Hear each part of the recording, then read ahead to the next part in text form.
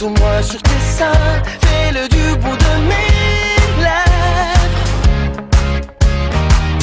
Je baiserai tes mains, je ferai que ça te plaise. Beaucoup de monde parlait de Mozart comme on parle d'une rockstar déjà avant.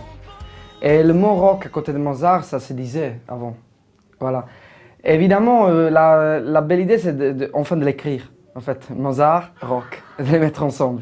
Parce que Mozart, c'est pratiquement, pour nous, qui on défend ce projet, c'est la première rockstar. Elle était la première rockstar. Elle était le premier artiste freelance de l'histoire, qui voulait se produire tout seul et qui ne voulait pas recevoir des commandes voilà, pour faire de la musique. Voilà, il avait vécu avec son père, il avait vu que son père c'était un mec qui avait énormément de talent. Et en même temps, ça le faisait souffrir le fait qu'il était toujours assujetti au pouvoir, toujours sur le même seigneur comme ça. Et ben, il croyait tellement dans sa musique qu'il avait compris quelque chose d'important.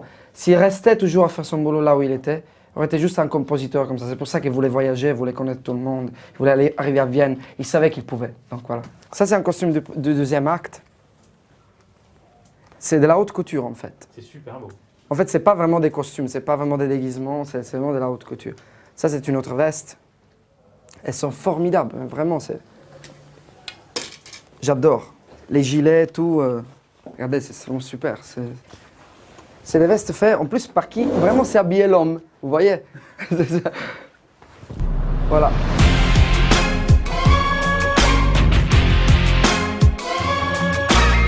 Quand ils nous ont choisis pour une attitude. En fait, moi, ils m'ont téléphoné exprès, ils m'ont amené dans ce projet. Parce que justement, il disait on veut quelqu'un qui ne joue pas en fait, que inconsciemment il le soit un tout petit peu.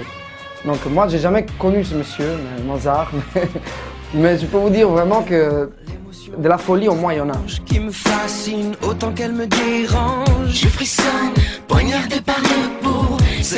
Au départ, quand on me l'a présenté, on m'en a parlé, c'était la cantatrice Cruelle, la méchante.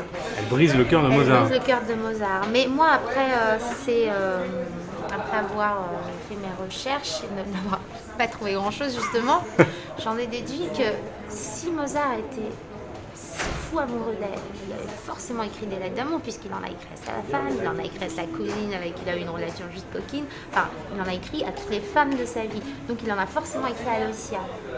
Et qu'est-ce qui fait qu'on ne retrouve pas les lettres d'amour? C'est qu'on les brûle.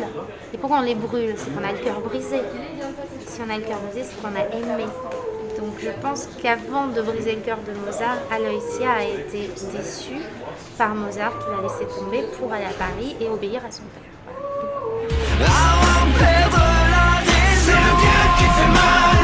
Quand tu aimes, tout à fait normal. Ta haine prend le plaisir, c'est si bon de souffrir. C'est des chiffres assez impressionnants en tout cas s'agissant d'un spectacle musical. Il y a 60 personnes sur scène, dont 40 sont sonorisées, plus 15 musiciens. Donc on est effectivement en live tous les soirs. En live, ça veut dire des vrais musiciens qui jouent vraiment. Et c'est un mélange de musiciens classiques et de musiciens pop-rock. En costume et intégrés dans la mise en scène et dans le décor, s'agissant des musiciens classiques en tout cas. Voilà, et c'est un spectacle, c'est une logistique importante. C'est certainement de tous les spectacles qu'on a produits avec Dove le plus abouti et le plus compliqué techniquement. Je vous parlais de 60 personnes sur scène, ce sont les artistes, chanteurs, comédiens, danseurs et musiciens. Mais il y a aussi tous les gens qui travaillent derrière, techniciens, machinistes, la coiffure, le maquillage, les costumières. Et ça représente près de 150 personnes.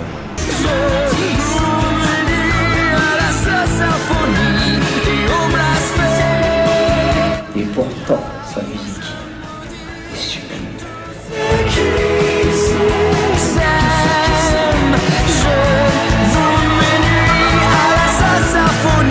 Vous direz votre grand compositeur de Vienne, Mozart qui n'est plus rien.